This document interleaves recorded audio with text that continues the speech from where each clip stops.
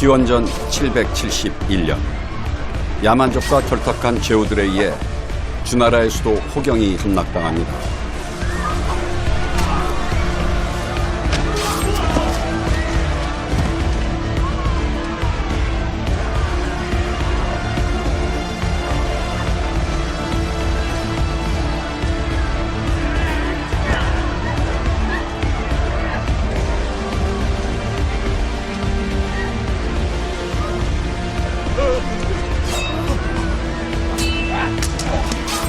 고대 4대 폭군 중 한 사람인 유왕도 이들의 소나기를 벗어나지 못했습니다.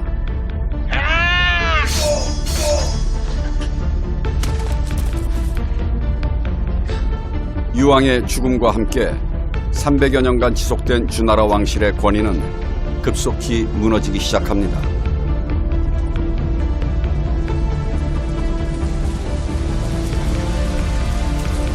그리고 낡은 왕국의 시체 위에 춘추전국 시대라 불린 500년간의 난세가 시작됩니다.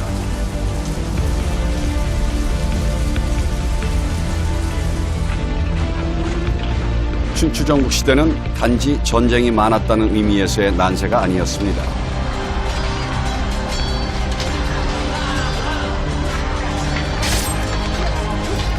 기존의 가치가 송두리째 붕괴하고 전쟁이 일상화하면서 약자들의 삶이 철저히 짓밟히는 절망의 시대였습니다. 짐승을 몰아 사람을 잡아먹게 하고 끝내 사람들이 서로 잡아먹게 만드는 세상이 시작된 것입니다.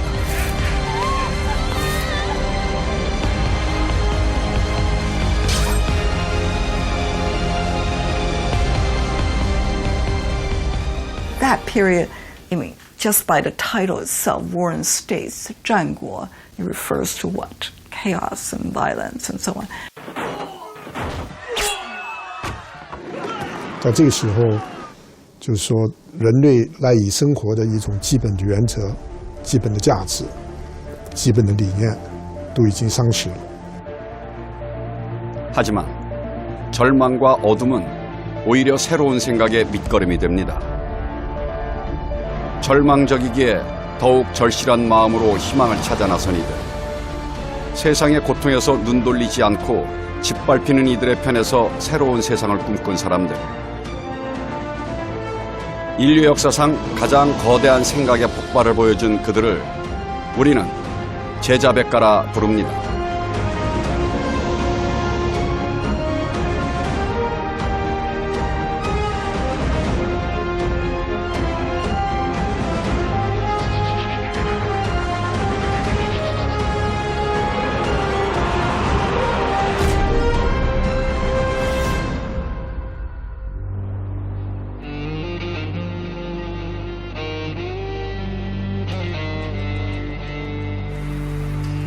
기원전 440년 강대국 초나라에 초라한 행색의 사나이가 찾아옵니다.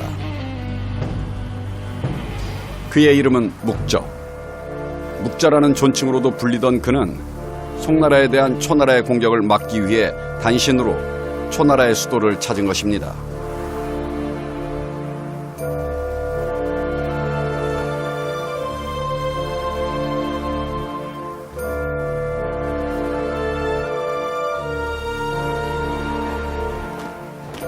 鲁班为楚国制造了云梯，楚国要利用这种杀伤力很大的军线来攻击北边的小国宋国。 이 운제의 위력이라는 것이 성을 공략하는 데는 당시에서는 이것보다 더 좋은 그런 장비가 없었죠. 군사 장비로서는 이것이 최고의 장비였던 것으로 이제 보입니다. 송나라를 위해 왔지만 사실 그는 송나라와는 아무 상관없는 사람이었습니다. 송나라에서 태어난 것도 아니며 벼슬을 한 것도 아니었습니다. 그런 그가 왜 자신의 조국도 아닌 송나라를 위해 목숨을 걸고 초나라를 찾아온 것일까요?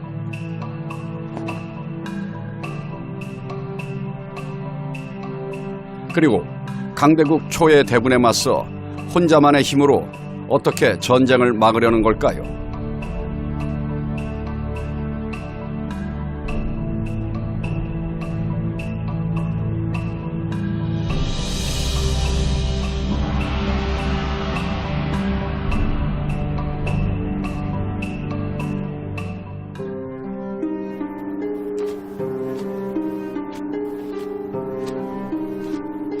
고대 중국의 설화에 따르면 초나라 남쪽에 교라는 부족이 살고 있었다고 합니다.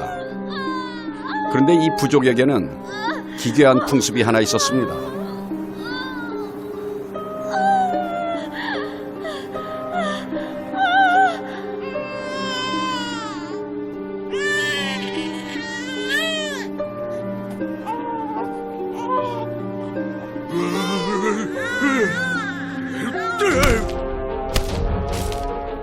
첫째 아이가 태어나면 바로 잡아먹는 것이죠. 이를 의제라고 불렀답니다. 먹어보고 맛이 좋으면 임금에게 바치는데 임금은 그 아비에게 상을 내렸다고 합니다. 끔찍합니다. 정말 야만인들이나 할 만한 짓이지요.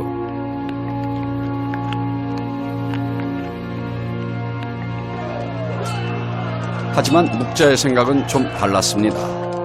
묵자는 말합니다. 중국의 풍습도 역시 마찬가지입니다. 전쟁터에서 그 아비를 죽게 만들어 놓고 그 아들에게 상을 주는 것은 그 자식을 먹고 그 아비에게 상을 주는 것과 다를 것이 없습니다. 어떻게 야만인들이 자기 자식을 잡아먹는 것을 비난할 수 있겠습니까?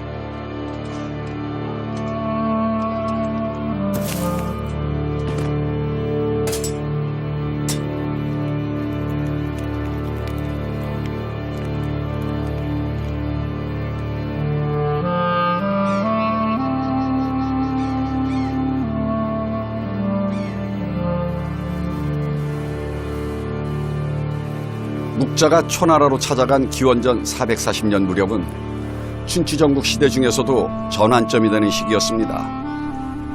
춘추 시대가 막을 내리고 전국 시대가 시작되는 시기였죠. The spring and autumn period is relatively calm, but then the Warring States period, China moves towards, like the Warring States is properly called the Warring States. For several centuries, death becomes a way of life. The military conflict among these various central states on the Chinese plains becomes increasingly horrific. それから戦国時代の戦争だとこれはもう残酷なもので、捕虜なんか戦争やって捕虜が出ますけど、捕虜なんか捕虜にご飯食べさせなきゃならない、足手まといになる、捕虜なんかみんな崖から突き落として殺しちゃうなんていうことも平気でやります。 전쟁이 잔인해지면서 아무 힘없는 보통 사람들의 삶은 더욱 나락으로 떨어집니다. 직접 잡아먹지 않을 뿐이지 서로의 자식을 잡아먹는 것과 마찬가지 상태로 전락한 것입니다.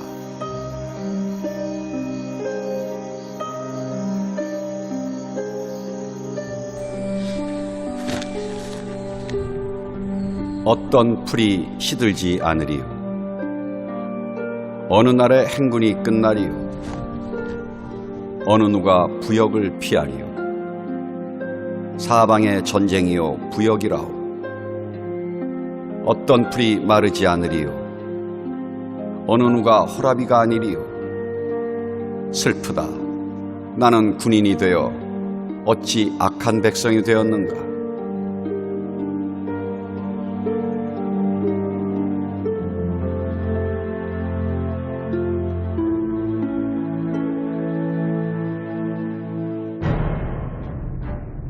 하지만 세상이 온통 전쟁에만 골몰하고 있던 그때 약소국을 침략하는 것이 강자의 당연한 권리로 여겨지던 전국시대에 강대국의 침략 전쟁에 온몸으로 맞선 평화의 전사들이 있었습니다. 바로 묵자와 그의 제자들이었습니다.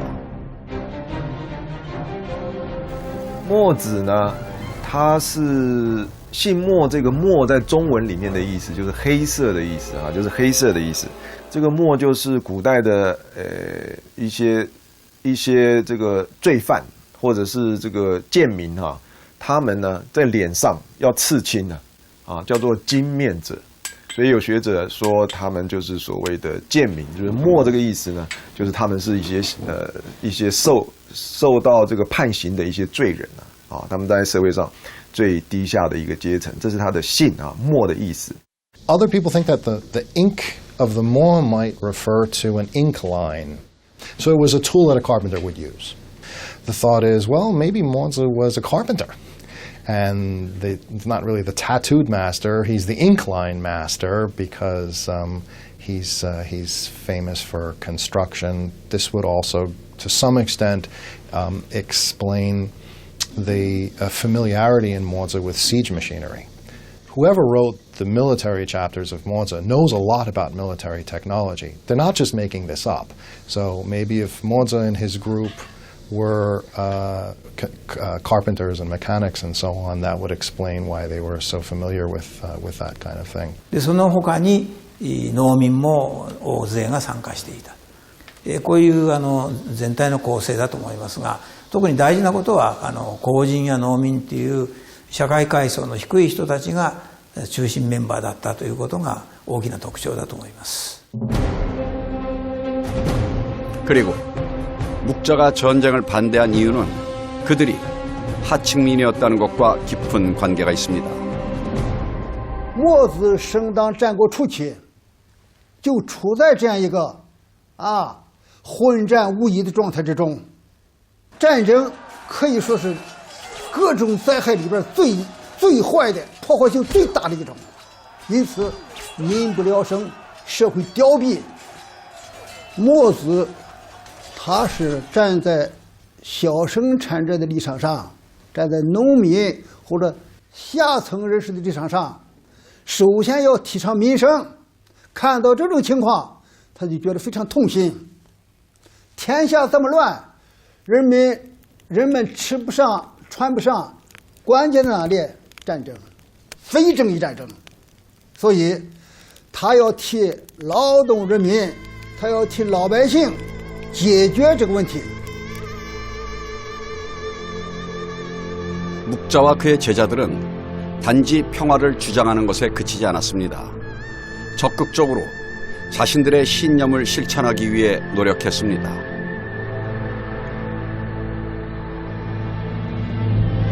평화를 실현하기 위해 자신들이 직접 약자의 편에 서서 전쟁터에 나선 것입니다.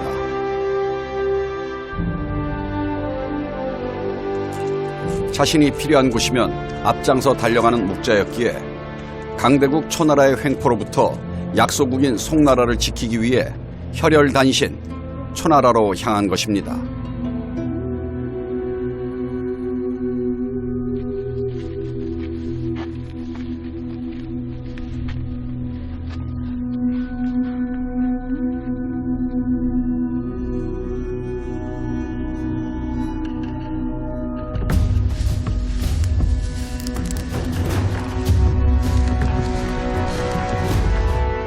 당시 초나라는 팽창에 팽창을 거듭하고 있었습니다. 기원전 447년에는 채나라를, 기원전 445년에는 기나라를 멸망시켜서 병합했죠. 약소국인 송나라 따위는 초나라 해왕에겐 아무것도 아니었습니다. 더군다나 초나라는 이번 전쟁을 위해 특별히 어떤 사람을 스카우트한 상태였습니다. 공수반 혹은 노반이라고 알려진 그는 중국의 레오나르도 다빈치라고 불리는 인물이었습니다. 甲州藩というのはやっぱり出身地はどうも牧師と同じようなところだ、東州の近所だというふうに言われています。大工さんの親玉だっていうかな、そういう棟梁って言いますかね、そういうポジションの人だ。やっぱり手工業者です。で、竹とんぼなんか作ったり、空飛ぶようなものを作ったりなんかして、で、牧師に出てるんだとちょっと悪役に実はされてるんだけれども、そういう手工業者の神様、後には大工さんの神様いうふうになります。 공수반은 왕의 기대를 저버리지 않았습니다. 당시로서는 최신 공성무기인 운제를 만들어낸 것입니다. 今風に言うとトラックにクレーン車を乗せたみたいなもんです。でそのトラックにクレーン車を乗せて相手の城壁のそばまで行きます。そしてクレーン、折りたたんだクレーンをこうまた伸ばして、そのクレーンに伝って攻撃側の兵隊さんが城の上に登っていく、城壁に登っていって城壁の上に行って相手をやっつけるわけです。だからトラックにクレーン車を乗せてみたいな。